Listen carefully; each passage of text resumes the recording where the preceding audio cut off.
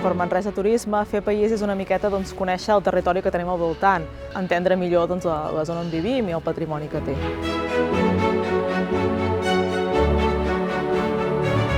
La visita al Cor de Catalunya és una visita que ens descobreix el centre històric de la ciutat de Manresa.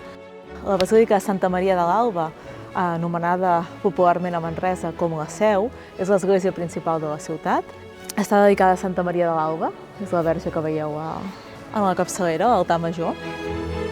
La visita passa pels monuments més importants de la ciutat, entre ells, per exemple, la Seu, l'església principal de Manresa, el carrer del Vals. Es parla també de la figura d'Ignasi de Loiola, el pelegrí més famós que ha tingut Manresa i que va passar per la ciutat l'any 1522, i es visita també la zona modernista ubicada entre la zona de Sant Domènec i el passeig Pere III.